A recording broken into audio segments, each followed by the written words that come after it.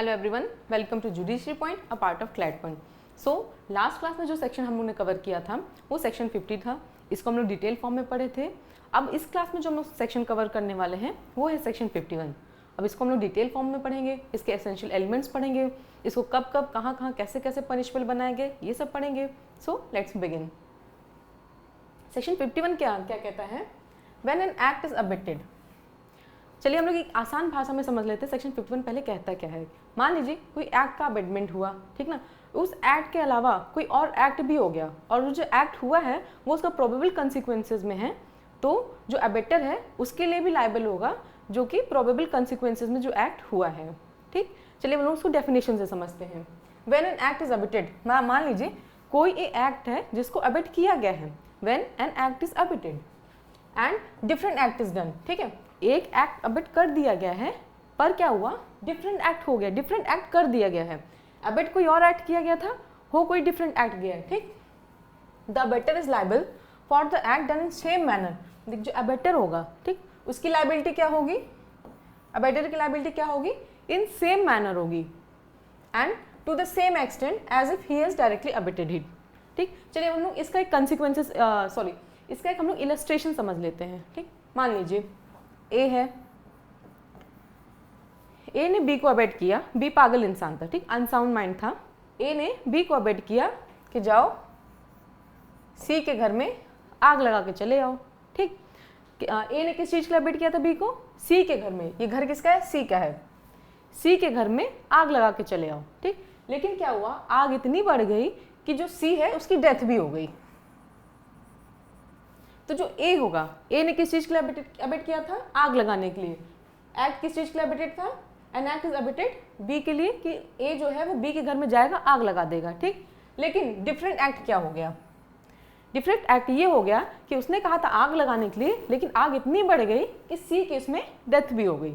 ठीक है, तो इसमें क्या होगा, जो अबेटर की लायबिलिटी होगी in same manner to same extent. मतलब जब मान लीजिए इसमें अगर अबेटमेंट का जो पनिशमेंट दिया गया था, इसमें एक्ट क्या हो गया, इसमें अबेटमेंट जो किया गया था वो आग लगाने के लिए किया गया था, लेकिन एक्ट क्या हो गया, मर्डर हो गया। ठीक ना, तो इन सेम मैनर, जैसे कि मान लीजिए अगर ए सी बी को कहता है कि जाओ सी का मर्डर कर दो, उसी तरीके से लायबल होगा, क्योंकि एट लास्ट इसमें हुआ क्या है, इसमें सी की डेथ हो गई है। ठीक है, तो इसमें जो सी की लायबिलिटी होगी, इसने भले ही बी को आग लगाने के लिए भेजा था, लेकिन अल्टीमेटली हुआ क्या, सी की डेथ हो गई। तो एक किस लिए लायबल होगा, अबेटमेंट फॉर मर्डर के लिए लायबल होगा। ठीक है, भले ही ये कहेगा कि ए कहेगा कि नहीं जज साहब हम तो सिर्फ आग लगाने के लिए कहा था, मैंने किसी को मारने के लिए तो कहा नहीं था। जज साहब कहेंगे नहीं, लेकिन आपने भले ही आग लगाने के लिए कहा था, लेकिन आपके एक्ट से क्या हो गया, किसी एक इंसान की डेथ हो गई, तो इसीलिए आप उसके लिए भी लायबल होंगे। तो यहाँ पे ऑल्दो ए जो है वो बी को आग लगाने के लिए कहा था, लेकिन फिर भी उसके बावजूद भी हो तो गई यहाँ पे सी की डेथ।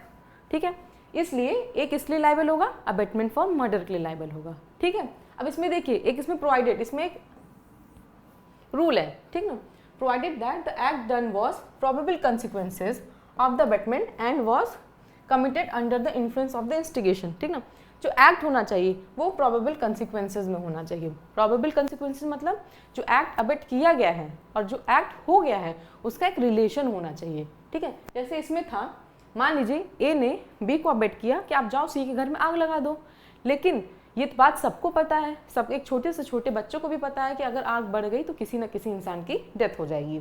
ठीक, तो ये क्या है, ये प्रोबेबल कंसिक्वेंसेज में आता है कि नहीं। ठीक है, इतना हम लोग अंदाजा लगा सकते हैं कि कोई भी अंदाजा लगा सकता है कि मान लीजिए अगर आग बढ़ जाती है तो उसमें सी की डेथ भी हो सकती है। ये बात ए को भी पता होगा, कहीं ना कहीं उसको एहसास होगा, अंदाजा जिसको कहते हैं हम लोग, ये अपनी बातों से अंदाजा लगा सकते हैं। ठीक है, ए को ये अंदाजा होना चाहिए कि अगर हम बी से कहते हैं कि जाओ सी के घर में आग लगा दो, बी ने सी के घर में आग लगा दी, जब मान लीजिए इनकेस आग बढ़ गई तो ए को ये इस बात का अंदाजा था कि सी की इसमें डेथ भी हो सकती है। ठीक, तो क्या था, ये प्रोबेबल कंसिक्वेंसेज था कि उसी का रिजल्ट हो सकता है कि मान लीजिए अगर ये चीज ज्यादा होगी तो उसका रिजल्ट हो सकता है, ये भी हो सकता है। ठीक, तो provided that the act done was a probable consequences of the abetment. ठीक है, and was committed under the influence of instigation. किसमें कमिटेड होना चाहिए, किसके इन्फ्लुएंस में, इंस्टिगेशन में होना चाहिए, और विद द एड और इन परसुएंसेस ऑफ द कॉन्स्पिरेसी। ठीक, तो ये 3 क्या बताता है, जो अबेटमेंट के मोड्स बता रहा है, ठीक है ना। कैसे होना चाहिए, इंस्टिगेशन, इंस्टिगेशन मतलब कोई आपको मोटिवेट करे। फॉर एग्जाम्पल मान लीजिए ए इसमें बी को मोटिवेट करता है, आप जाओ सी के घर में आग लगा दो, ये क्या हो गया, ये इंस्टिगेशन हो गया। दूसरा क्या है, एड, एड में क्या है, मान लीजिए ए क्या करता, मिट्टी का तेल देता बी को और फिर कहता कि जाओ सी के घर में आग लगा दो, तो ये क्या होगा, एड मतलब मदद करना, ठीक ना। जैसे कि मान लीजिए कोई इंसान जा रहा है, आप उसको चाकू दे दो, कोई इंसान जा रहा है उसको बंदूक दे दो। इस केस में अगर बी जा रहा है सी के घर में आग लगाने तो उसको मिट्टी का तेल दे दो, तो ये क्या होगा, ये एड हो गया, आप उसकी मदद कर रहे हो। तो पहला है इंस्टिगेट, आप उसको मोटिवेट कर रहे हो। दूसरा एड, आप उसकी मदद कर दो। और इन परसुएंस ऑफ द कॉन्स्पिरेसी, या फिर आप कोई कॉन्स्पिरेसी कर रहे हो, अगर ऐसे में अमेंडमेंट हो रहा है और जो एक्ट हो रहा है वो अगर प्रोबेबल कंसिक्वेंसेज है ऑफ द एक्ट अबेटेड, तो आप उसके लिए वैसे ही लायबल होगे, ठीक है। जैसे कि आप जो एक्ट हुआ है वैसे लायबल होते, ठीक। जैसे मान लीजिए इसी केस में अगर ए है, ए बी को कहता है कि जाओ सी के घर में आग लगा दो। एक्ट इसने किस एक्ट के लिए अबेट किया था, आग लगाने के लिए अबेट किया था, ठीक। लेकिन एक्ट हो कौन सा गया है, सी की डेथ हो गई है, ठीक ना। क्यों, तो फिर इसमें जो ए होगा वो सी की डेथ के लिए लायबल होगा, ठीक ना। किसके लिए लायबल होगा, अबेटमेंट फॉर मर्डर ऑफ सी, ठीक ना, अबेटमेंट फॉर मर्डर ऑफ सी, समझ गए। अब आइए देखते हैं एक दूसरा एग्जाम्पल, ये तो हो गया। अब दूसरा एग्जाम्पल देखते हैं हम लोग। मान लीजिए फॉर एग्जाम्पल ए है, ए कहता है बी से जाओ तुम सी के घर में चोरी कर दो, ये है सी, ये है उसका घर, ठीक है। ए क्या कहता है बी से कि जाओ तुम सी के घर में चोरी कर दो, तो यहाँ पे किस चीज़ के लिए अबेट किया गया है, थेफ्ट के लिए अबेट किया गया है, ठीक। लेकिन क्या होता है, बी जाता है सी के घर में चोरी करने के लिए, लेकिन वहाँ वो रेप कमिट करके आ जाता है, ठीक। तो पहले तो इसमें ये देखने वाला है कि क्या जो रेप उसने कमिट किया है, क्या वो थेफ्ट का प्रोबेबल कंसिक्वेंसेज है। क्या कोई भी इंसान सोच सकता है कि अगर मान लीजिए बी थेफ्ट करने गया सी के घर में, तो क्या वहाँ पे रेप कमिट हो सकता है, द आंसर इज नो, क्योंकि rape is not a probable consequences of theft, ठीक। इस वाले इलस्ट्रेशन में क्या था कि कोई भी इंसान सोच सकता है, छोटा सा छोटा बच्चा सोच सकता है कि अगर आग बढ़ गई तो उसमें कोई ना कोई मरेगा ज़रूर, किसी न किसी की डेथ ज़रूर हो जाएगी। लेकिन इसमें ये कोई नहीं सोच सकता कि नहीं अगर हम मान लीजिए किसी को थेफ्ट करने के लिए भेजे तो वहाँ पे रेप भी कमिट हो जाएगा, ठीक। तो यहाँ पे जो ए है वो सिर्फ अबेटमेंट फॉर थेफ्ट के लिए लायबल होगा, रेप के लिए लायबल नहीं होगा। क्यों, क्योंकि जो रेप है वो थेफ्ट का प्रोबेबल कंसिक्वेंसेज नहीं है। अगर प्रोबेबल कंसिक्वेंसेज होता तो ए रेप के लिए लायबल होता, बट यहाँ पे जो थेफ्ट, यहाँ पे उसने थेफ्ट करने के लिए भेजा है, बी को किसके लिए भेजा है, सी के घर में चोरी करने के लिए भेजा है वो, ठीक है ना। चोरी करते करते क्या हुआ, वो आया देखा तो वो रेप भी कमिट कर दिया। तो यहाँ पे ऐसे सिचुएशन में जब जो रेप है is not a probable consequences of theft, तो ऐसे सिचुएशन में जो ए होगा वो किसके लिए लायबल होगा, अबेटमेंट फॉर थेफ्ट के लिए लायबल होगा, ठीक। यहाँ पे जो ए है उसकी रेप में कोई लायबिलिटी नहीं आएगी, ठीक। क्यों, क्योंकि उसने जो अबेटमेंट किया था वो सिर्फ थेफ्ट का अबेटमेंट किया था, उसने रेप के लिए कोई अबेटमेंट नहीं किया था। ये बी गया चोरी करते करते अपने मर्जी से वहाँ पे रेप कमिट कर दिया, तो इसलिए बी लायबल होगा लेकिन ए लायबल नहीं होगा। क्यों, क्योंकि जो रेप है वो प्रोबेबल कंसिक्वेंसेज ऑफ थेफ्ट नहीं है, ठीक है। अब आइए एक और एग्जांपल ले लेते हैं हम लोग। मान लीजिए ए है, ए क्या काम करता है, बी से कहता है जाओ तुम सी को ग्रीवियस हर्ट कर दो, ठीक। इतना बुरी तरीके से मारो, इतना बुरी तरीके से मारो कि उसको वो ग्रीवियसली हर्ट हो जाए, ठीक है। ए बी से क्या कहता है कि जाओ तुम सी को ग्रीवियसली हर्ट करके आओ, ठीक। तो यहाँ पे जो एक्ट है, जो एक्ट यहाँ पे जो अबेटेड है वो क्या है, ग्रीवियस हर्ट कॉज करना है, ग्रीवियस हर्ट कॉज करना है, ठीक। अब भाई बी जाते हैं सी को कायदे से मारते पीटते हैं, बाद में क्या होता है, सी की डेथ हो जाती है, ठीक। तो यहाँ पे कोई भी सोच सकता है कि किसी भी इंसान को अगर हद से ज़्यादा चोट लग जाएगी, ठीक है, अगर किसी भी व्यक्ति को हद से ज़्यादा चोट लग जाती है तो उसकी डेथ भी हो सकती है, ठीक। ये कोई भी सोच सकता है, एक आम इंसान भी सोच सकता है, ये अपने दिमाग से कोई भी सोच सकता है, ठीक। तो यहाँ पे क्या है, ग्रीवियस हर्ट का प्रोबेबल कंसिक्वेंसेज क्या है, डेथ हो जाना, जिसमें सी की डेथ हो जाती है। तो यहाँ पे जो ए की लायबिलिटी है वो अबेटमेंट फॉर मर्डर की हो जाएगी, क्योंकि जो ग्रीवियस हर्ट है उसका अगर एक्सटेंडेड फॉर्म हम लोग देखें तो इंसान की डेथ हो सकती है। उसके कंसिक्वेंसेस देखें, अगर मान लीजिए किसी भी इंसान को ग्रीवियसली हर्ट कर दिया जाए तो अगर उसका कंसिक्वेंसेस क्या होगा, वो मर जाएगा, ठीक। ठीक है। जनरली अगर किसी इंसान को ज़्यादा ग्रीवियसली हर्ट हो जाता है तो वो मर जाता है। तो ये कोई भी सोच सकता है। तो यहाँ पे क्या है कि आप लोग दूर से देख सकते थे कि प्रोबेबल कंसिक्वेंसेस क्या हो सकता है, ये आप अंदाज़ा लगा सकते थे। तो ऐसी सिचुएशन में क्या होगा, ये जो होगा वो लाइबल होगा अबेटमेंट फॉर मर्डर के लिए, ठीक है। अब आइए ये जो सेक्शन है इसके एसेंशियल एलिमेंट्स देख लेते हैं। एसेंशियल एलिमेंट्स देखना क्यों इंपॉर्टेंट है, क्योंकि ये सेक्शन मेंस के लिए भी इंपॉर्टेंट है और प्री के लिए भी इंपॉर्टेंट है। तो चलिए देखते हैं।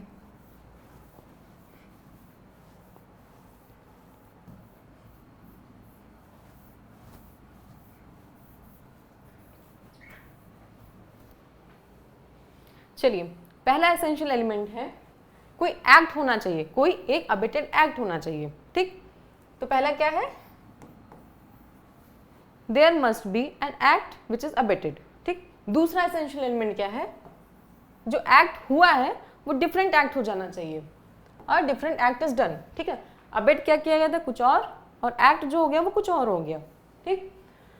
फिर उसकी लाइबिलिटी क्या होगी, same manner to same extent, ठीक, ये लाइबिलिटी। और तीसरा एसेंशियल एलिमेंट क्या हो गया, जो एक्ट होना चाहिए वो प्रोबेबल कंसिक्वेंसेस में होना चाहिए, ठीक। एक एक्ट अबेटेड किया जाना होना चाहिए, दूसरा एक्ट हो गया हो और जो एक्ट हुआ हो वो प्रोबेबल कंसिक्वेंसेस में हुआ हो। ऐसे सिचुएशन में जो अबेटर है उसकी लाइबिलिटी क्या होगी, in the same manner to the same extent as if he is directly abetted. ये क्या होगा, ये एसेंशियल एलिमेंट्स हो गया। अब आइए इसका इलस्ट्रेशन के लिए देखते हैं। Illustration is also very important for mains as well as pre. Overall this whole section is very important, इसलिए हम लोग इसको इतनी डिटेल फॉर्म में पढ़ रहे हैं। चलिए अब हम लोग देखते हैं, A instigate a child to put poison into food of Z, ठीक। अब इसको हम लोग एक आसान भाषा में समझ लेते हैं, ये कहना क्या चाहता है, ये इलस्ट्रेशन कहना क्या चाहता है, ठीक। ए है, एक बच्चा है, सॉरी ए है, वो एक सी फॉर चाइल्ड, ठीक ना, सी फॉर हम लोग चाइल्ड मान ले रहे हैं। तो ए क्या करता है, एक चाइल्ड को इंस्टिगेट करता है कि जाओ तुम जेड के खाने में जहर मिला दो, ठीक। लेकिन क्या होता है, उसको जहर दे भी देता है, लेकिन क्या होता है, जो बच्चा होता है वो and gives him poison for that purpose. The child in consequences of the instigation by mistake करता है and put the poison into food of Y, ठीक। Z के बगल कौन बैठा रहता है, Y बैठा रहता है। ये क्या काम करता है, C को जहर देता है, चाइल्ड, C क्या है, चाइल्ड है, C को जहर देता है, कहता है जाओ तुम Z के खाने में जहर मिला दो, ठीक है। लेकिन वो गलती से Z के जगह वो Y के खाने में जहर मिला देता है, ठीक है ना। तो ऐसे केस में क्या होगा, अब चलिए देखते हैं। Here, if the child was acting under the influence of A instigation and the act was done under the circumstances of probable consequences of the abetment, A is liable in the same manner to the same extent as if he has instigated the child to put in poison into food of Y, ठीक है।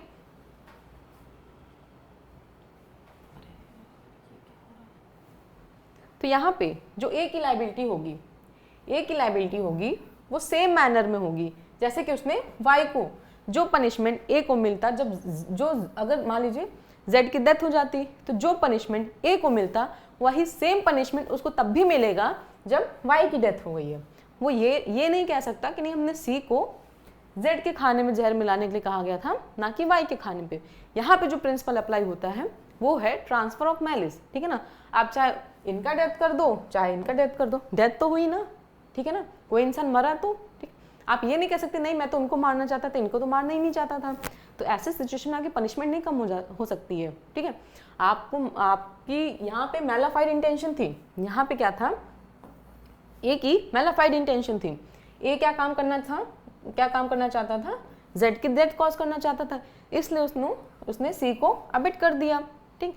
वो बात अलग है, इत्तेफाक से death किसकी हो गई, वाई की डेथ हो गई, तो ये इररिलेवेंट है किसकी डेथ हुई, अबेटमेंट आपने किया तो आप भी वैसे ही लायबल होगे, ठीक है ना। आपको सेम पनिशमेंट मिलेगी, ए को सेम पनिशमेंट मिलेगी जैसे कि अगर वो मान लीजिए जेड की डेथ होती, जो पनिशमेंट जेड ए को मिलती वही सेम पनिशमेंट मिलेगी अगर वही डेथ वाई की हो जाती है, ठीक है। अब आइए दूसरा पढ़ते हैं हम लोग। दूसरा क्या है, A instigate B to burn Z house, ठीक ना। ए, ठीक है, मान लीजिए ए हो गए, ए क्या काम करते हैं, वो बी को इंस्टिगेट करते हैं कि जाओ तुम जेड के घर में आग लगा दो, ठीक है, ये आग लगा दो, ठीक। B set fire to the house and at the same time commit theft of the property. ठीक, बी क्या काम करते हैं, आग तो लगाते ही लगाते हैं लेकिन उसी समय चोरी भी कर लेते हैं। ठीक है, ए दो guilty of abetting the burning of the house and is not guilty of abetting the theft, for the theft was a distinct act and was not a probable consequences of the burning. तो ये illustration क्या कहना चाह रहा है कि मान लीजिए ए ने बी को अबेटमेंट किया कि जाओ उसके घर में, जेड के घर में आग लगा दो। ठीक, अब भाई बी क्या काम करते जाते हैं, इनके मन में लालच आ जाती है, ये अपना दिमाग लगाते हैं और ये चोरी भी कर लेते हैं। तो यहाँ पे क्या है, क्या आग लगाना और चोरी करना क्या रिलेटेड है? नहीं है ना। किसी भी इंसान, अगर मान लीजिए किसी के घर में आप आग लगा दिए तो वहाँ पे क्या होता है, किसी इंसान की डेथ कॉज हो सकती है। ये डेथ कॉज होना एक प्रोबेबल कंसिक्वेंसेस है कि नहीं, चलो ठीक है, किसी घर में आग लगा दी तो कोई इंसान जल के मर सकता है। ठीक, लेकिन चोरी करना ये कोई भी नहीं सोच सकता कि आग लगाने का प्रोबेबल कंसिक्वेंसेस चोरी करना भी हो सकता है। चोरी करना एक डिफरेंट एक्ट है और आग लगाना एक डिफरेंट एक्ट है। ठीक है, तो यहाँ पे क्या है, ये डिफरेंट एक्ट है। ठीक, और कोई भी रिलेशन नहीं है, कोई भी प्रोबेबल कंसिक्वेंसेस नहीं है। भाई आग लगा दिया तो उसका प्रोबेबल कंसिक्वेंसेस थेफ्ट तो नहीं हो सकता। तो इसमें क्या है, जो ए होगा वो किसके लिए लाइबल होगा, बर्निंग द हाउस। ठीक ना, abetting for the burning of house के लिए तो लाइबल होगा, लेकिन थेफ्ट के लिए लाइबल नहीं होगा। क्यों लाइबल नहीं होगा? क्योंकि जो थेफ्ट है वो डिफरेंट एक्ट है और आग लगाना वो डिफरेंट एक्ट है और इन दोनों में कोई रिलेशन नहीं है, कोई भी प्रोबेबल कंसिक्वेंसेस नहीं है। इसलिए जो ए होगा वो सिर्फ burning of house, abetment for burning of house के लिए लाइबल होगा, ना कि थेफ्ट के लिए। ठीक, अब आ जाइए जो तीसरा इलस्ट्रेशन है, A instigate B and C to break into an inhabited house at midnight for the purpose of robbery. ठीक, ए क्या कहता है, बी और सी को मोटिवेट करता है कि जाओ। ठीक, ए हो गया ये और बी और सी। ठीक, बी और सी को दोनों मोटिवेट करते हैं कि जाओ इनहैबिटेड हाउस मतलब जहाँ पे लोग रहते हैं, ठीक है, उसको ब्रेक करो और वहाँ पे रॉबरी कमिट करो। ठीक, प्रोवाइडेड, और उनको आर्म्स भी देते हैं, असलहा भी देते हैं, डंडा दे देते हैं, चाकू छुरी जो भी उनको देना होता है वो दे देते हैं। ठीक है, अब B and C break the house into the house and resisted by Z. ठीक, मान लीजिए बी और सी क्या होता है, घर तोड़ रहे होते हैं तो उनको जेड आते हैं, ये रेजिस्ट करते हैं। ठीक ना, रोकने की कोशिश करते हैं कि नहीं हम तुमको रॉबरी कमिट नहीं करने देंगे। अब उसके बाद क्या होता है कि one of the inmates murder Z. अब इन दोनों में से बी और सी में से क्या होता है, एक को बहुत तेज गुस्सा लग जाती है और वो क्या काम करते हैं, जेड को निपटा देते हैं जान से। ठीक, here if the murder was a probable consequences of the abetment, A is liable for the punishment provided for the murder. ठीक, अब चलिए हम लोग इसको आसान भाषा में समझते हैं। ए बी और सी को क्या करते हैं, रॉबरी करने के लिए कहते हैं। ये दोनों भैया जेड के घर में जाते हैं रॉबरी करने। जब ये लोग जाते हैं तो जेड क्या करता है, उन लोग को रोकने लगता है। तो इन दोनों में से फॉर एग्जाम्पल सी बी है, बी को गुस्सा आ जाता है, वो जेड को गोली मार देते हैं। ठीक, तो ऐसे सिचुएशन में क्या होगा कि जो मर्डर है, क्योंकि देखिए रॉबरी का एक एसेंशियल एलिमेंट क्या होता है कि उस वहाँ पे इंस्टेंट फॉर्म ऑफ डेथ होता है। ठीक ना, इंस्टेंट फियर ऑफ डेथ होता है। ठीक, grievous hurt, instant fear of grievous hurt भी होता है।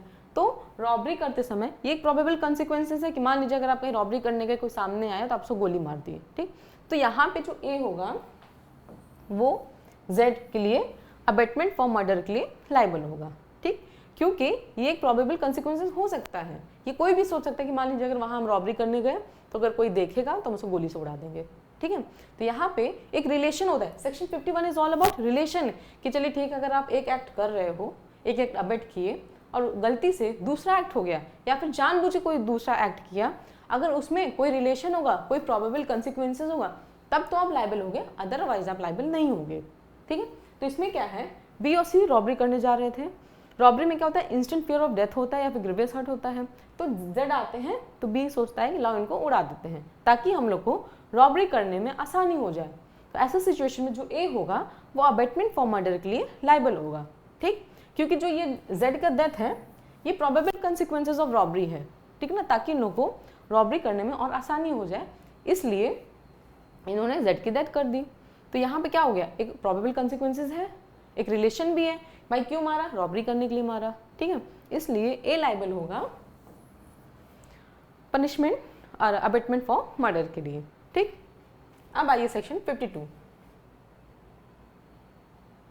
सेक्शन 52 क्या कहता है, if the act for which the abettor is liable under section 51 is committed in addition to the act abetted and constitute a distinct offence, the abettor is liable for the punishment for each of the offences. ठीक, अब चलिए इसका हम लोग पहले example देखते हैं. A instigate B. ए क्या काम करता है? इंस्टिगेट करता है बी को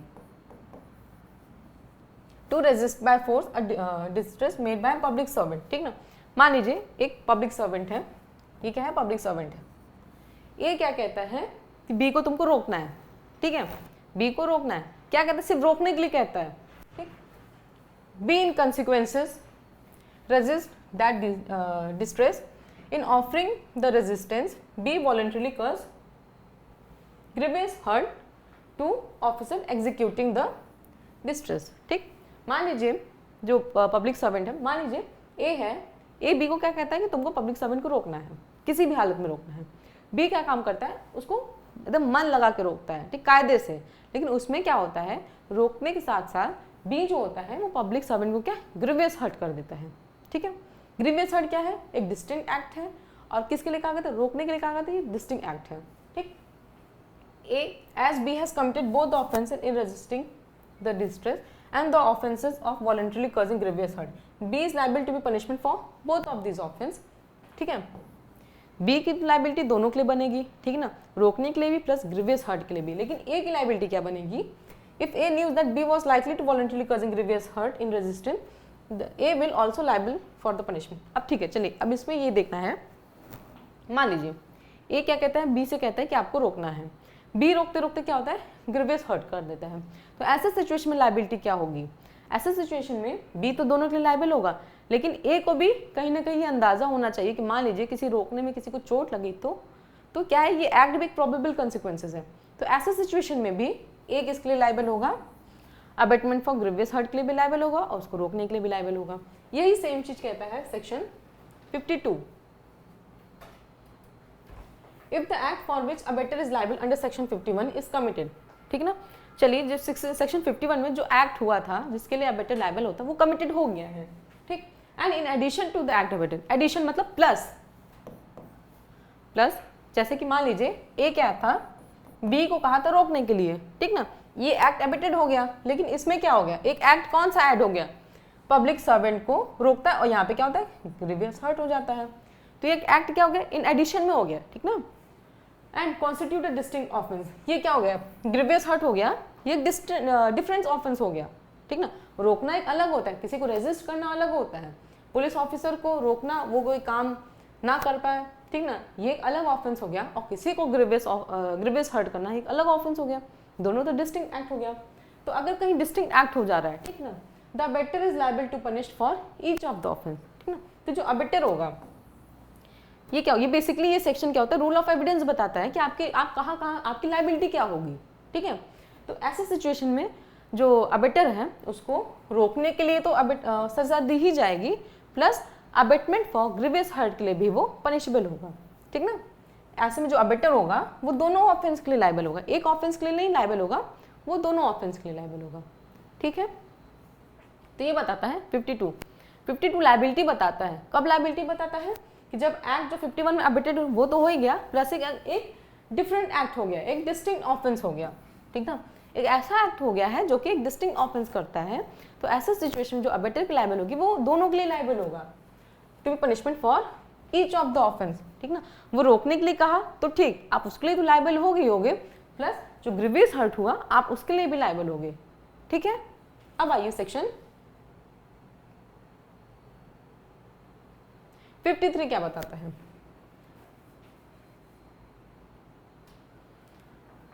देखिए सेक्शन 51 और 53 को रिलेटेड है, इसलिए जब आप सेक्शन 53 पढ़िए तो सेक्शन 51 को ध्यान में रख के पढ़ना है. ठीक, when an act is abetted.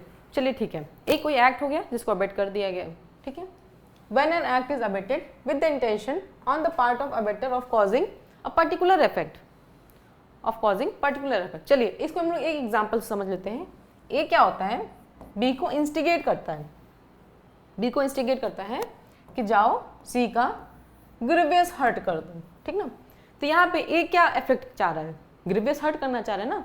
तो पर्टिकुलर इफेक्ट जो यहाँ पे जो वर्ड देखिए, बियर एक्ट का एक शब्द बहुत इंपॉर्टेंट है. ठीक है। अगर आप इसे तोड़ तोड़ के पढ़ेंगे तो ही आप समझ पाएंगे, ठीक। तो यहाँ पे जो ए का इफेक्ट, ए कौन सा इफेक्ट चाहता है, ग्रीवियस हर्ट, ठीक ना। ए कौन सा इफेक्ट चाहता है कि ग्रीवियस हर्ट हो, and act for which the abettor is liable in consequences for the abetment, ठीक। कॉज अ डिफरेंट इफेक्ट, तो यहाँ पे क्या होता है, डिफरेंट इफेक्ट हो जाता है, ठीक। मान लीजिए ए ने बी को इंस्टिगेट किया कि जाओ सी का ग्रीवियस हर्ट कर दो। इसका इंटेंशन क्या है, ए का इंटेंशन क्या है, ग्रीवियस हर्ट करना। मैंने बी को, यहाँ पे ए की जगह मैं अपने आप को ले रही हूँ, मैंने बी से कहा कि जाओ तुम सी को ग्रीवियस हर्ट कर दो। मारना नहीं है, सिर्फ ग्रीवियस हर्ट करना है, ठीक है। लेकिन क्या होता है, डिफरेंट इफेक्ट हो जाता है। डिफरेंट इफेक्ट में क्या, ग्रीवियस हर्ट, बी क्या होता है उसको अधमरा कर देता है, लेकिन लास्ट में क्या होता है, सी की डेथ हो जाती है कुछ दिन बाद। तो इफेक्ट क्या चाहता था, वो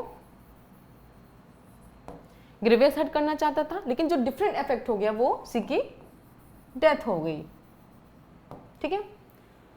from that intended by the abettor, ठीक ना, the abettor is liable for the effect to cause, ठीक ना, in same manner to the same effect. तो यहाँ पे जो ये सेक्शन बता रहा है कि अबेटर की लायबिलिटी क्या होगी, सेक्शन 51, 52 एंड 53 क्या बताता है, लायबिलिटीज बताता है, ठीक है ना। सेक्शन ये तीनों सेक्शन क्या बताते हैं, लायबिलिटीज बताते हैं। तो इन the same manner and to same extent as if he has abetted the act within the intention of causing that effect, provided he knew that the effect abated was likely to cause that effect, ठीक है। तो यहाँ पे जो A है वो क्या कहता है B से,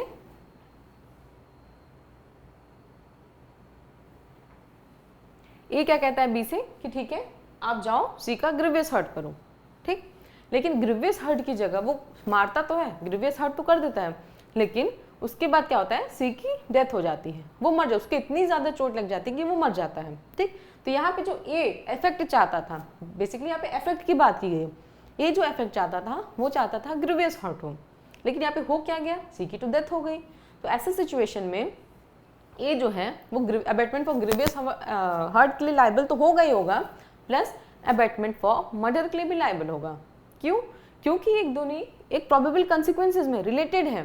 देखिए सेक्शन 51 एंड 53 में जो डिफरेंस है, 53 किसके बारे में बात करती है, इफेक्ट के बारे में बात करती है, ठीक ना, कि चलिए ठीक है हम उसको चाह रहे हैं कि हम उसको ग्रीवियस हर्ट करें, लेकिन वो मर गया, तो ये क्या है, इफेक्ट है, ठीक है ना। तो ऐसे सिचुएशन में क्या होता है कि हम मर्डर के लिए भी लायबल होंगे। और 51 किसके बारे में बात करता है, हमने एक एक्ट करने के लिए कहा, वहां पे दूसरा एक्ट हो गया, ठीक ना। तो यहाँ पे एक एक्ट के लिए कहा और दूसरा एक्ट हो गया, तो उसमें लायबिलिटी क्या बताई, तो इस 51 में क्या है, दो कॉन्सिक्वेंसेस बताए।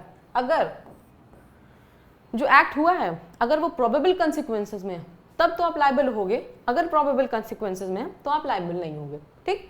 अगर वो प्रोबेबल कंसिक्वेंसेस में है, मान लीजिए हमने एक एक्ट, 51 क्या बताता है कि अगर हमने एक एक्ट अबेट किया, ठीक है ना, हमने किसी घर में आग लगाने के लिए कहा, ठीक, वहाँ पे किसी की डेथ हो गई, उस आग की वजह से आग इतना बढ़ गया कि कोई मर गया, तो क्या है, ये प्रोबेबल कंसिक्वेंसेस हैं, तो वहाँ पे तो हम लायबल होंगे, ठीक है ना। मान लीजिए इन केस हमने किसी घर में आग लगाने के लिए कहा और वहाँ पे जिस बंदे को हमने कहा आग लगाने के लिए वो वहाँ पे चोरी भी कराता है, तो यहाँ पे हम लायबल नहीं होंगे अकॉर्डिंग टू सेक्शन 51, क्योंकि चोरी is not a probable consequences of fire, ठीक है ना। जो थेफ्ट हो रहा है, जो थेफ्ट एक डिफरेंट ऑफेंस है और आग लगाना एक डिफरेंट ऑफेंस है, ठीक है ना, इसमें कोई भी प्रोबेबल कंसिक्वेंसेस नहीं है, तो इसलिए हम लायबल नहीं होंगे, ठीक। लेकिन यहाँ पे किस 53 में क्या बता रहे हैं, इफेक्ट के बारे में बता रहा है, ठीक, इफेक्ट के बारे में बता रहा है कि हमने सी को कहा था कि तुम जाओ ग्रीवियस हर्ट करो, मेरा इंटेंशन कुछ और था, मैं करना कुछ और चाह रही थी, ठीक है ना, मैंने बी से कहा कि ठीक है तुम जाओ सी को ग्रीवियस हर्ट कर दो, ठीक ना, लेकिन सिर्फ मेरा यही इंटेंशन था कि सी का हो वो ग्रीवियसली हर्ट हो जाए, लेकिन यहाँ पे क्या होता है, सी की डेथ भी हो जाती है। तो हमने सोचा कुछ और था, हो कुछ और गया, ठीक है ना। हमने सोचा था सी को ग्रीवियसली हर्ट करेंगे, उसका पैर तोड़ देंगे, हाथ तोड़ देंगे, दांत तोड़ देंगे, आँख फोड़ देंगे, हमने ये सब सोचा था, लेकिन इसके बदले में क्या हुआ, वो मर गया, ठीक ना। तो सोचा कुछ और, हो कुछ और गया, ठीक। तो जो हमने पर्टिकुलर इफेक्ट सोचा था उसकी जगह डिफरेंट एक्ट हो गया, ठीक ना। तो ऐसे सिचुएशन में क्या होगा, ऐसे सिचुएशन में जो होगा कि हम मर्डर के लिए भी लायबल होंगे, क्योंकि अल्टीमेटली तो वो मर ही गया ना। तो ऐसे सिचुएशन में हम अबेटमेंट फॉर मर्डर के लिए भी लायबल होंगे, ठीक है। 51 में क्या है, हम लोग को वो कंसिक्वेंसेस देखना होता है, ठीक ना, कि अगर वो उससे रिलेटेड है then I will be liable, अगर वो नहीं है then I will be not liable, ठीक। और सेक्शन 53 क्या कहता है, इफेक्ट के बारे में बताता है कि हमने कुछ और सोचा था, हो कुछ और गया, तो ऐसे सिचुएशन में हम उसके लिए भी लायबल होंगे, हम दोनों के लिए लायबल होंगे। हमने चाहा था इनको ग्रीवियसली हर्ट करना, लेकिन उसमें बदले वो मर गए, तो हम अबेटमेंट फॉर मर्डर के लिए भी लायबल होंगे। ठीक, अब चलिए इसका इलस्ट्रेशन देख लेते हैं। ये A instigate B to cause grievous hurt to Z. ठीक ना, ये क्या काम करता है बी को, अब यहाँ पे जेड आप मान लीजिए, ए क्या कहता है बी से कि जाओ जेड को ग्रीवियसली हर्ट करके आओ। ठीक, B in consequences of that instigate cause grievous hurt to Z. ठीक है भाई, बी क्या होता है, वो आ जाते हैं बहकावे में और जेड को ग्रीवियस हर्ट कर देते हैं। Z dies in consequences. ठीक ना, लेकिन क्या होता है कि वो मर जाता है। ठीक ना, वो ग्रीवियस हर्ट तो कर देता है, लेकिन कंसिक्वेंसेज क्या आता है कि जेड की डेथ हो जाती है। Here if A knew that the grievous hurt abetted would likely to cause death, A is liable to be punished with the punishment provided for murder. ठीक है, तो यहाँ पे क्या है, मान लीजिए ये कोई भी सोच सकता है, एक छोटा सा छोटा एक आम से आम इंसान सोच सकता है कि मान लीजिए किसी को बहुत ज़्यादा चोट लग गई, किसी को हद से ज़्यादा अगर आप मार दे रहे हो तो उसकी डेथ भी हो सकती है। तो यहाँ पे क्या हो गया कि एक रिलेशन है, प्रोबेबल कंसिक्वेंसेज है। हमने कहा था ग्रीवियस हर्ट करने के लिए, लेकिन यहाँ पे क्या होगी, जेड की डेथ हो गई, तो क्या एक प्रोबेबल कंसिक्वेंसेज है। तो यहाँ पे ए किसके लिए लायबल होगा, अबेटमेंट फॉर मर्डर के लिए लायबल होगा। यहाँ पे ए ये नहीं कह सकता था कि नहीं मैंने तो डेथ के लिए कहा ही नहीं था, मैंने तो सिर्फ इतना ही कहा था कि आप उनको ग्रीवियसली हर्ट कर दो, आप उनको अधमरा कर दो, नहीं ये नहीं कहा। यहाँ पे आपको ये भी चीज़ पता होनी चाहिए कि अगर आप किसी को ग्रीवियसली हर्ट कर दे रहे हो, आप किसी को अधमरा कर दे रहे हो, तो वहाँ पे उसकी डेथ भी हो जाती है। तो देखिए सेक्शन 51 और 53 क्या है, थोड़ा सिमिलर लगता है, दोनों की लैंग्वेज भी ऑलमोस्ट सेम ही है। ठीक, बट डिफरेंस क्या है, डिफरेंस है 53 जो होता है वो इफेक्ट के बारे में बात करता है, और सेक्शन 51 क्या बात करता है, प्रोबेबल कंसिक्वेंस, डिफरेंट ऑफेंस के बारे में बात करता है। अगर वो प्रोबेबल कंसिक्वेंसेज में है तो तुम लायबल होगे, अगर वो प्रोबेबल कंसिक्वेंसेज में तो तुम नहीं लायबल होगे। लेकिन 53 क्या बताता है कि अगर एक्ट आप कुछ और एक्ट करने जा रहे थे और कुछ और एक्ट हो गया, ठीक ना, ऐसे सिचुएशन में आप उसके लिए भी लायबल होगे। ठीक है, तो यहाँ पे क्या होगा, ए ने बी को इंस्टिगेट किया कि जाओ तुम जेड की ग्रीवियसली हर्ट कर दो, जेड मर गया, तो यहाँ पे ए किस लिए लायबल होगा, अबेटमेंट फॉर मर्डर के लिए लायबल होगा। ठीक है, अब आइए हम लोग देखते हैं सेक्शन 54। चलिए, अब ऐसे सिचुएशन, अभी तक जितने भी हम लोग ने अबेटमेंट के सेक्शन पढ़े कि ए ने बी को इंस्टिगेट किया, ए ने यहाँ पे किसी को भी इंस्टिगेट किया, तो वहाँ पे जो ज़रूरी नहीं है कि जो अबेटर हो वो प्रेजेंट हो, ठीक है ना। लेकिन जो सेक्शन 54 है वो ऐसे सिचुएशन की बात कर रहा है कि जहाँ पे अबेटर खुद प्रेजेंट हो, ठीक है ना। तो ऐसे सिचुएशन अभी तक क्या होता था, अबेटर गायब रहता था, नहीं ठीक है चलो मैंने तुमको कह दिया जाओ तुम उसको मार दो, और तुमने उसको मार दिया, मैं वहाँ पे थी नहीं, मैं ऑफेंस सीन पे थी नहीं, ठीक है ना। लेकिन 54 की सिचुएशन के बारे में बता रहा है कि मान लीजिए हम इसी कमरे में हैं, ठीक ना, इसी कमरे में हम बी को कहते हैं कि बी तुम सी को तुरंत मारो अभी, लेकिन हम तो वहीं प्रेजेंट है ना, तो हमारी क्या लायबिलिटी होगी, हम किसके लिए लायबल होंगे, ये सेक्शन 54 बताता है। ठीक, तो abettor present when offence is committed, यहाँ पे क्या है, अबेटर प्रेजेंट है। अभी तक अबेटर प्रेजेंट नहीं हो रहा था। देखिए इस सेक्शन रखने का मेन मोटो ही यही है कि अभी तक क्या था, ऊपर जितने भी सेक्शन हम लोग ने पढ़ा 49, 50, 51, 52, 53, ठीक, इसमें अबेट तो कर देते हैं लेकिन वहाँ पे प्रेजेंट नहीं रहते। लेकिन सेक्शन 54 बताते हैं कि मान लीजिए अगर अबेटर प्रेजेंट भी है, ठीक ना, वो ऑन द स्पॉट प्रेजेंट भी है, तो उसकी क्या लायबिलिटी होगी, ये सेक्शन 54 बताता है। Whenever any person who is absent would be liable to be punished as an abettor, ठीक ना। Whenever, जब भी जो पर्सन अबेट कर रहा है अगर वो एब्सेंट है तो वो अबेटर के लिए पनिशेबल होगा। ठीक, ये सेक्शन क्या बताता है कि मान लीजिए अगर कोई भी इंसान अबेट कर रहा है, ठीक ना, मान लीजिए अगर मैं बी को अबेट करती हूँ कि तुम जाओ सी को मार के आओ, लेकिन मैं वहाँ पे हूँ नहीं, जब बी सी को मार रहा है तो मैं वहाँ पे हूँ नहीं, मैंने सिर्फ उसको इंस्ट्रक्शन दे दी कि ठीक है चलो तुम उसको मार देना, ठीक, तो मैं किसके लिए लायबल होंगी, सिर्फ अबेटर के लिए लायबल होंगी। तो ये लाइन क्या कह रहा है, हु इज एब्सेंट, अगर कोई एब्सेंट रहेगा तो would be liable to be punished as an abettor, ठीक, is present when the act or an offence for which he would be punishable in consequences for abetment is committed, ठीक है ना। अब चलिए पहला सिनेरियो क्या बताता है, ठीक ना, whenever any person who is absent would be liable for abetter, ठीक, तो पहला ये बताता है। बट देखिए दूसरा इसका जो क्या है, whenever any person is present, ठीक ना। अब इसको ये पार्ट स्किप कर दीजिए, ये पार्ट को आप स्किप कर दीजिए। देखिए इस सेक्शन को पढ़ने का सही तरीका भी आना चाहिए। बहुत लोग इस सेक्शन को गलत तरीके से पढ़ते हैं, इसीलिए सेक्शन थोड़ा मेस्मराइजिंग सा लगता है, कंफ्यूजिंग सा लगता है। ठीक, तो पहला पार्ट क्या बता रहा है कि अगर आप एब्सेंट हो तो आप अबेटर के लिए लायबल होगे। ठीक, तो पहले आपने इतना पढ़ लिया, लेकिन दूसरे में आपको ये नहीं पढ़ना है whenever any person is present when the act or offense for which he would be punishable in consequences for abatement if committed, he shall be deemed to have committed such act or offenses। पहले की situation में वो absent था तो वो abettor था, दूसरे situation में क्या है, वो प्रेजेंट है, वहीं पे वो ऑन द स्पॉट प्रेजेंट है। मान लीजिए ए जो यहाँ पे है, ए कहता है बी से सी को, ठीक ना, ए बी से कहता है, मान लीजिए मैं यहाँ पे ए को मुझे ले लीजिए, ठीक है, मैं बी से कहती हूँ कि बी तुम सी को मारो, मैं यहीं पे खड़ी हूं, मेरे सामने तुम सी को मारो, ठीक, और मेरे सामने ही बी सी को मार देता है, तो मैं यहाँ किसी अबेटर के लिए लायबल नहीं होंगी, मैं लायबल होंगी, मर्डर के लिए लायबल होंगी, क्योंकि ये सेक्शन क्या कहता है, he shall be deemed to have committed such act or offence. मेरी लायबिलिटी वही होगी जो लायबिलिटी बी की है, ठीक ना, मैं किसी अबेटर के लिए लायबल नहीं, मैंने अबेट किया, अबेटमेंट फॉर मर्डर के लिए नहीं, मुझे वही पनिशमेंट दी जाएगी जैसे मैंने ही मर्डर किया हो, ठीक है ना। In consequences of the abetment is committed shall be deemed to have committed such act, मुझे ही माना जाएगा कि मैंने ही वो ऑफेंस किया है, ठीक है। जो पनिशमेंट बी को मिलेगी, जो पनिशमेंट बी को मिलेगी वही पनिशमेंट मुझे मिलेगी, मेरे ऊपर भी वही लायबिलिटी, सेम लायबिलिटी होगी, जैसे बी ने जो मर्डर किया है वही सेम लायबिलिटी मेरे ऊपर भी रहेगी, ठीक है ना।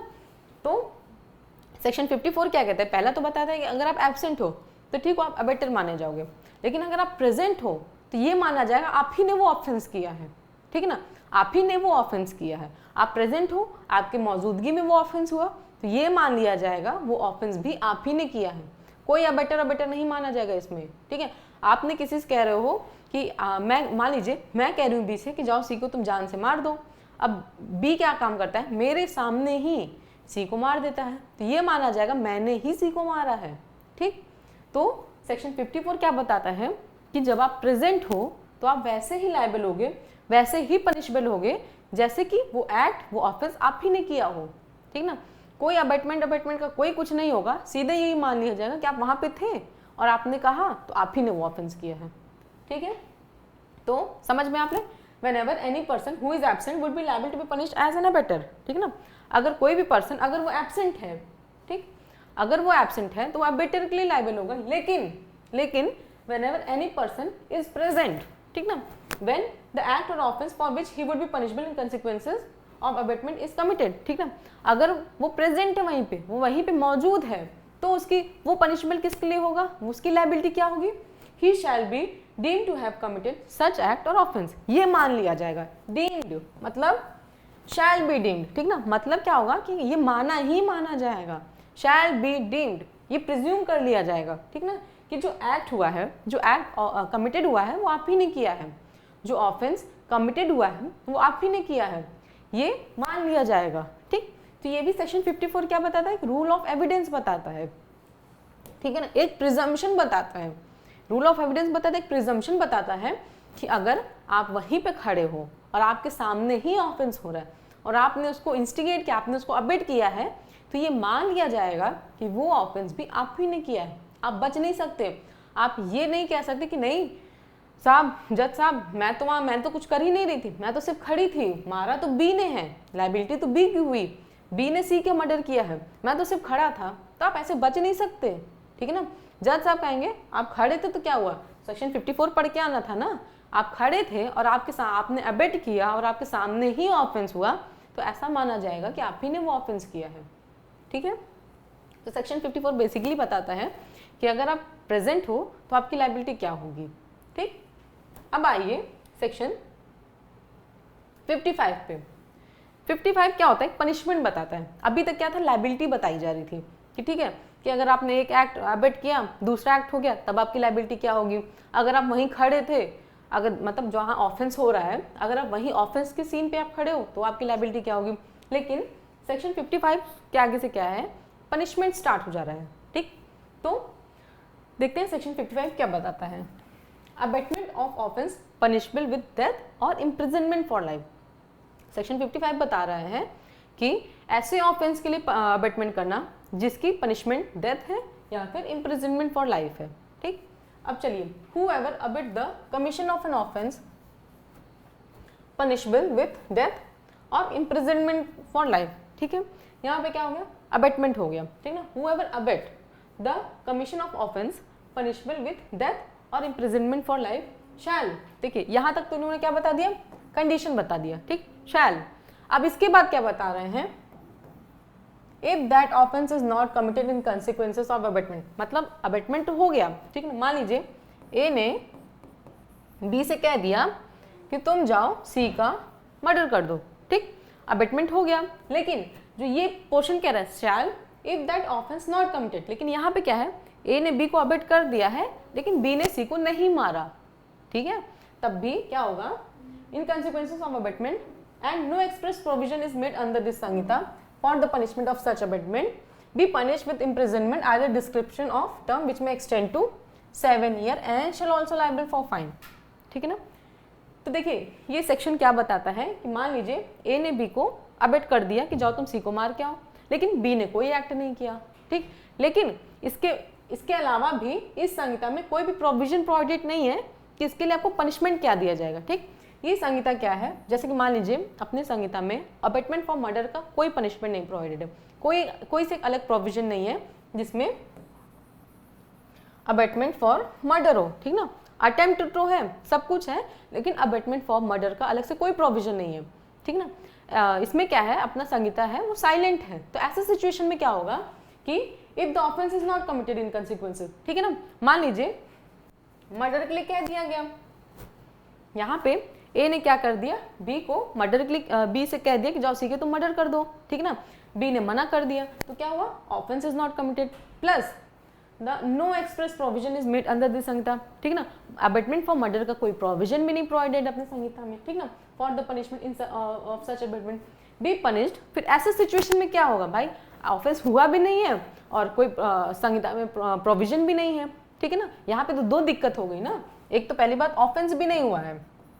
दूसरी बात संहिता में प्रोविजन भी नहीं प्रोवाइडेड है, तब आप क्या पनिश करोगे, तो ऐसे सिचुएशन में punish with imprisonment of either description, either description मतलब सिंपल भी हो सकता है, रिगरस भी हो सकता है, ठीक, आइदर इसका आप एक एक शब्द पे जाओ पीआर एक्ट के, आइदर डिस्क्रिप्शन में होता है, सिंपल भी हो सकता है, रिगरस भी हो सकता है, for the terms which may extend to 7 years and shall also be liable for fine, तो पनिशमेंट क्या होगी, 7 साल होगी, एंड यहाँ पे और नहीं है, ठीक ना, यहाँ पे और नहीं यूज किया गया, एंड यूज किया गया, तो 7 साल की चलिए होगी, एंड उसके साथ अभी सिर्फ सजा दे के आपको नहीं छोड़ दिया जाएगा, उसके साथ साथ आपको जुर्माना भी लगाया जाएगा, फाइन भी आपके ऊपर इम्पोज किया जाएगा, ठीक, ये कि नहीं चलो ठीक है आप 7 साल की सजा काट लो, फुर्सत नहीं होगी, आपके ऊपर जुर्माना भी लगेगा, ठीक। तो पहला पोर्शन क्या बताता है, चलिए ये पोर्शन अलग है, आप इसको नंबर 1 से इसको कह दीजिए। तो पहला पार्ट क्या बताता है इस सेक्शन का कि चलिए ठीक है आपने ऑफेंस अबेट कर दिया लेकिन ऑफेंस हुआ भी नहीं और उसका कहीं प्रोविजन भी नहीं संहिता में, तो ऐसे सिचुएशन में क्या होगा कि आपको 7 साल की सजा दी जाएगी एंड फाइन होगा, ठीक। लेकिन एंड अब दूसरा पार्ट क्या बता रहे हैं, ये क्या है, ये दूसरा पार्ट है, and if any act for which the abettor is liable in consequences of abetment and which cause hurt to any person. मान लीजिए यहाँ पे पहले वाले सिचुएशन में क्या था कि ए ने बी को कहा जाओ सी का मर्डर कर दो, बी साफ साफ मना कर देता है, बी मना कर दे तब भी ए का क्या होगा, अबेटर के लिए लायबल होगा, ठीक। लेकिन दूसरे सिचुएशन में क्या होता है, इस वाले पोर्शन में क्या होता है, बी जाता है सी को कायदे से पीट देता है, ठीक, उसको हर्ट हो जाता है, ठीक ना। तो ऐसे सिचुएशन में क्या होगा, and which cause hurt to any person is done the abettor shall be liable to imprisonment of either description for the term which may extend to 14 years and shall also liable for fine। इसमें क्या है, सजा बढ़ गई, इसमें कितनी सजा है, 14 साल की सजा है। पहली क्या बताती है, पहला पार्ट क्या बताता है, इस पूरे सेक्शन को सेक्शन नंबर 55 का 2 पार्ट में बांट दो, ठीक है ना। पहला पार्ट क्या बताता है, मान लीजिए आपने एक एक्ट अबेट किया, ठीक ना, मान लीजिए मैंने बी को कहा कि जाओ तुम सी का मर्डर कर दो, बी साफ मना कर देता है कि मैं मर्डर नहीं करूंगा। ऐसे सिचुएशन में क्या है, एक तो पहली बात ऑफेंस नहीं हुआ, दूसरी बात जो उसका प्रोविजन है वो संहिता में नहीं प्रोवाइडेड है, चलिए ठीक है इसको क्या सजा मिलेगी, तो ऐसे सिचुएशन में जो मुझे पनिशमेंट मिलेगी वो 7 साल की एंड फाइन मिलेगी, ठीक। और फाइदर डिस्क्रिप्शन, चाहे वो सिंपल भी हो सकता है, चाहे वो रिग्रेस भी हो सकता है, ठीक। ये क्या होगा, ये पहला सिचुएशन हो गया। दूसरे पार्ट में क्या है, मान लीजिए मैं गई बी से कही कि बी जाओ तुम सी का मर्डर कर दो। बी क्या काम करता है, जाके सी को हर्ट कर देता है, ठीक ना, ग्रीवियसली हर्ट कर देता है, जो भी उसको करना होता है वो कर देता है। एक्ट हो गया बी के साइड से। ऐसे सिचुएशन में क्या है, जब मुझे पनिशमेंट मिलेगा वो 14 years and shall also be liable for fine, ठीक है। तो पहले वाले पार्ट में क्या है, 7 साल की सजा है और दूसरे पार्ट में 14 साल की सजा है, जस्ट डबल हो गया है, ठीक है। तो which may extend to 14 years and shall also be liable to fine, ठीक। यहाँ पे आप लोग जब भी फाइन और पनिशमेंट पढ़ेंगे तो उन दोनों में बीच में जो शब्द है, जैसे कि और हो गया, एंड हो गया, तो इसको आप लोग ध्यान से पढ़िएगा, क्योंकि प्री में इसमें बहुत कंफ्यूजन होता है। बहुत जगह जैसे कि यहीं पे हो गया 7 ईयर्स एंड फाइन लिखा है, बहुत जगह क्या होता है 7 ईयर और फाइन होता है। तो और में वहाँ पे आपके पास ऑप्शंस रहते हैं, लेकिन एंड में क्या है, एंड में ये तो मिलेगा ही, साथ साथ में आपको ये भी देना पड़ेगा, यहाँ पे आपके पास ऑप्शंस नहीं है, ठीक।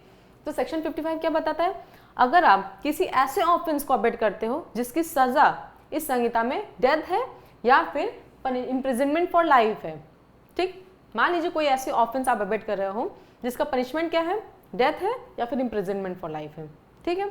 तो ऐसे सिचुएशन में पार्ट फर्स्ट क्या बताता है कि मान लीजिए मैंने बी को अबेट किया मर्डर के लिए, वहां पे क्या होता है, ऑफेंस कमिट भी नहीं हो रहा है, प्लस उसका प्रोविजन भी संहिता में नहीं प्रोवाइडेड है, पनिशमेंट का प्रोविजन भी नहीं प्रोवाइडेड है। तो ऐसे सिचुएशन में आपको 7 साल की सजा एंड फाइन दी जाएगी। और दूसरे केस में मान लीजिए एक्ट हो गया है और उसमें किसी को हर्ट हो गया है, ठीक है ना, तो ऐसे सिचुएशन में क्या होगा, मुझे 14 साल की सजा मिलेगी और फाइन मिलेगी, ठीक है। तो ये क्या है, ये पनिशमेंट बताता है। अब आइए इसका इलस्ट्रेशन देखते हैं। इलस्ट्रेशन क्या बताता है, A instigate B to murder Z, ठीक ना। ए क्या कहता है, बी को इंस्टिगेट करता है कि तुम